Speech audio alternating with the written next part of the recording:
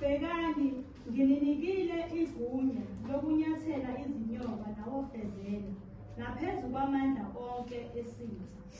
Anisoze noniwa lutho. Haleluya. Amen. uJesu la uzothuma abafundi abangama-70 abawu-70. Ngiyazi ukuthi abaningi bavamise ukwazi abafundi abawu-12, kodwa ngalesi sikhathi uzothuma abawu-70 ukuthi bayosho ukuthi umbuso kaNkulunkulu usondele. Ilokho nje kuphela, umbuso kaNkulunkulu usondele. Uyabachazela ukuthi mangabe ningena benala phakathi anibothinta iy'ntuli nishiye iy'ntuli zenu kukhona. Uma benamukela nishiye isibusiso, athi ningaphathi lutho, ningaphathi icathulo, ningaphathi kudla, ngoba uJesu mangabe ezohamba nawe ezokuthuma uyakwazi ukuprovide for the journey ozoyithatha. Isikhathi esiningi thina masizohamba endleleni sifuna izinto esizoyiphatha sihambe nazo. UnoJesu othi wozani kimi nina nonke nomileyo, wozani kimi nina nonke emsinga, athi thululelani kuye. Kufika kulesi sikhathi bebuya bezosho ukuthi bahambe kanjani, bayasho ukuthi amadimoni asithobele, bane-excitement ukuthi kunezinto esizenzile. Kungenzeka mhlawumbe nawe ngakini ulokhu uthi ngoba mina ngiyakholwa angikhulelwanga, ngoba mina ngiyakholwa angidakwa, ngoba mina kanti uJesu owenze lokho okwenzeke mina akhona amandla akho nokuqonda kwakho nokuhlakanipha kwakho. Usezothi nginikezile igunya. Ngifisa sihambe kulonyaka sazi ukuthi we have dominion ne-authority esinikezwe uNkulunkulu.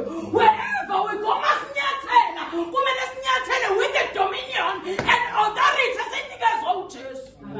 Uthi akukuba khona lutho liyakunithinta, akukho kuyakunhlula uma kodwa kuphela laba baziyo ukuthi bahamba uKristu, abamukela uKristu. Abanye bayakhathala endleleni, kodwa wena kulonyaka ngizothi awuhambe nge-authority evela phezulu, awuhambe nge-dominion kaNkulunkulu, okungekho okuyakuhlula uma uphethe yena. Masihambe endleleni unyaka uphela ngazi usudawutheka ngani. Udawutha ukuthi wena uzophasa esikoleni, udawutha ukuthi wena ngeke uxoshwe, udawutha yonke into ngempilo yakho. Awazi nokuthi le nto ekhulumayo iyiyo na, kodwa ngizothi there is authority engaphezulu kwakho konke engakuthwala kuzo zonke izinto ozenzayo. Bese zothi ekugcineni ningathokozi-ke ngakho konke nikwahlulile. Lokho kwahlulile wakwazi ukubamba isimilo ungathokozi ngakho. Lokho kwahlulile wakwazi wena ukuyigcina ungathokozi ngakho. Lokho kwahlulile wahamba uDisemba wokuzwe enkonzweni ungathokozi, ungazi ukugabisela abantu. Kodwa nike ngithokoze ngokuthi amagameni alotshiwe nayo encwadini yokuphila, ngoba sewuhambile impela.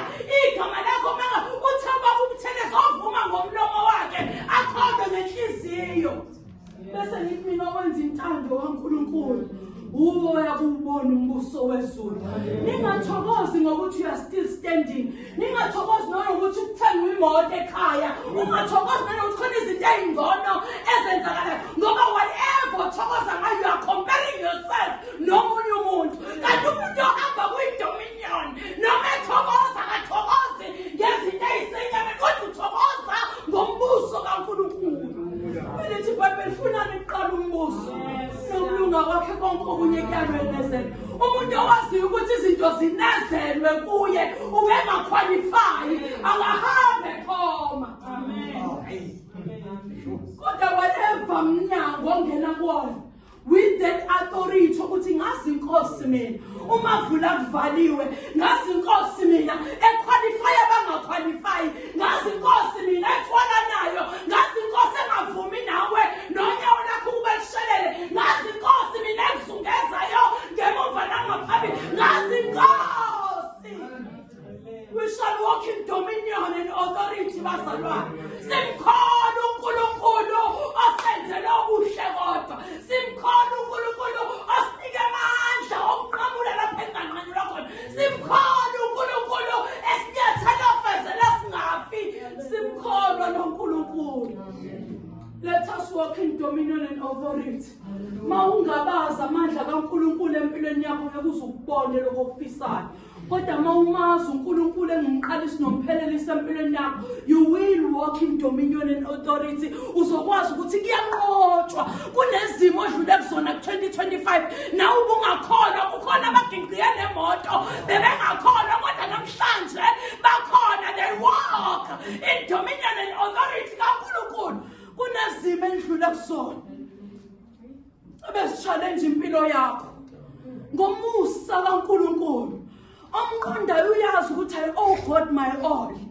Ngimbokusho uNkulunkulu yonke into yami. Asikho isikhathi lapho ekufanele ngitotose khona umzimba wami, kodwa konke ngiyawutuba ngenxa yokumazi uNkulunkulu. Amen.